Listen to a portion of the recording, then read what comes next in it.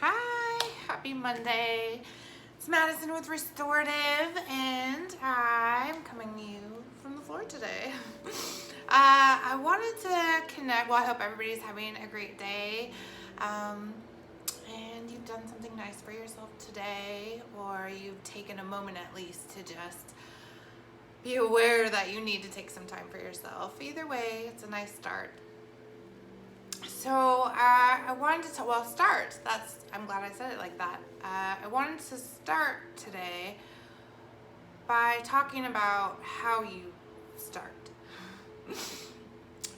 It's always interesting. One thing they've said, if you're really into something or you really want something, you find a way to make it happen.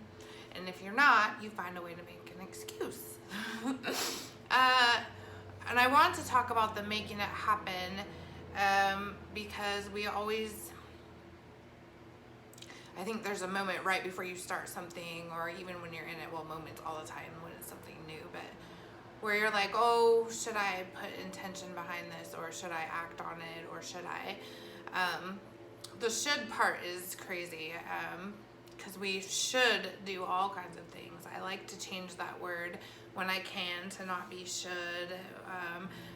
Might be better if, or have you tried? If anybody comes at me like, you should this, I'm always like, so don't should all over the place. But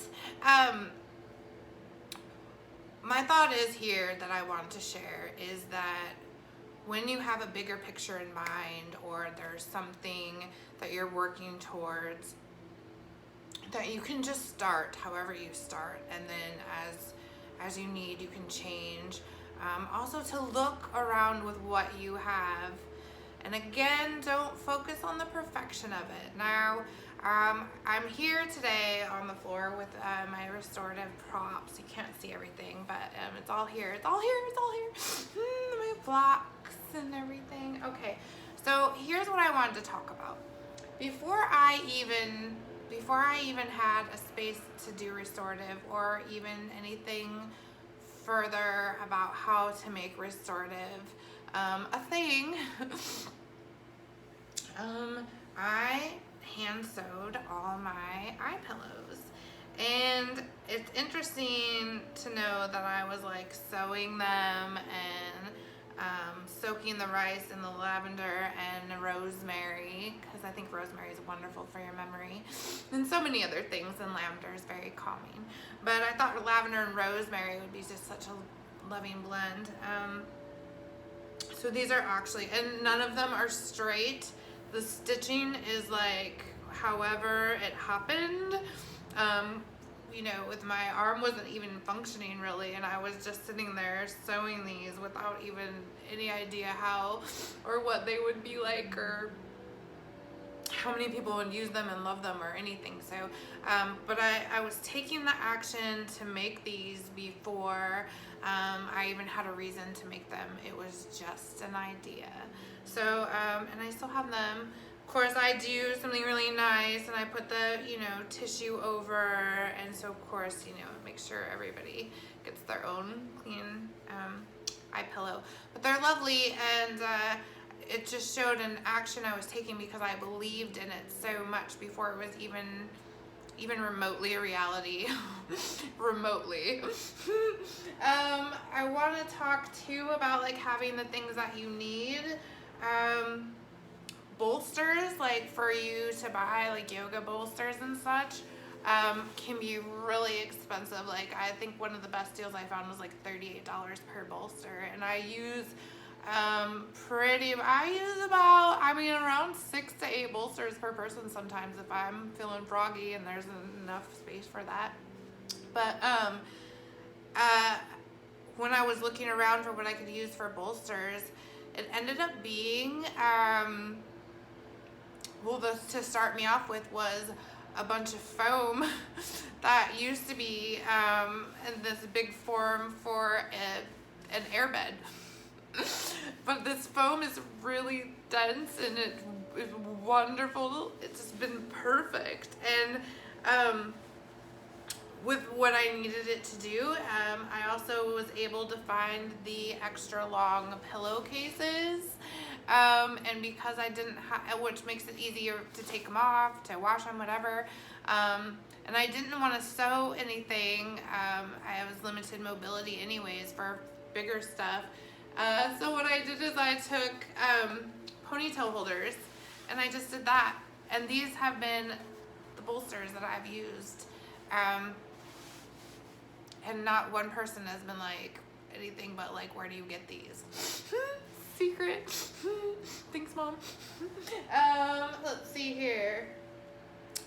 When I was doing restorative, I realized that I really needed something for a pose to go right along the middle back, and I didn't know what I wanted to do with that. It's really one pose, and I needed an entire new piece for it. And this cracks me up too, and I'll tell you why.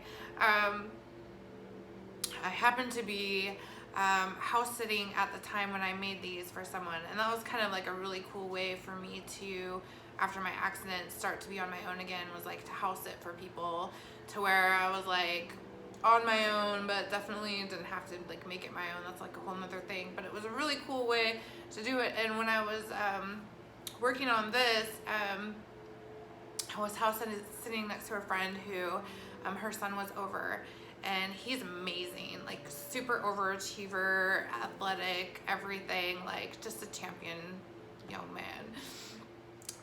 But with those kinds of things comes that pressure of perfection, just internal. We all struggle with things like that, of that nature.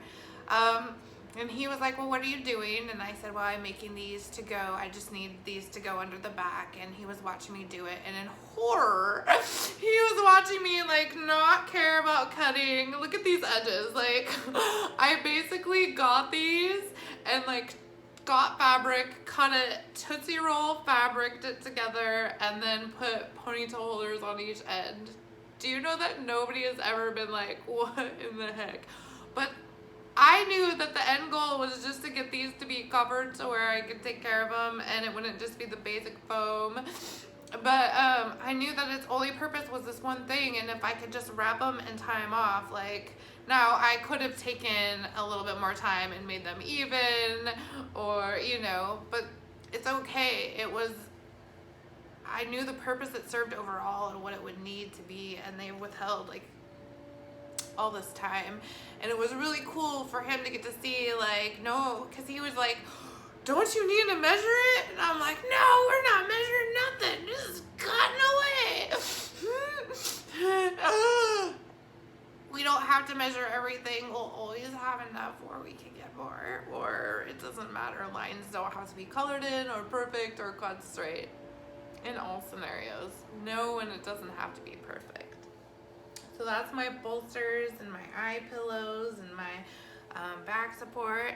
This is a really another little favorite of mine, and that is these 5-pound rice weights.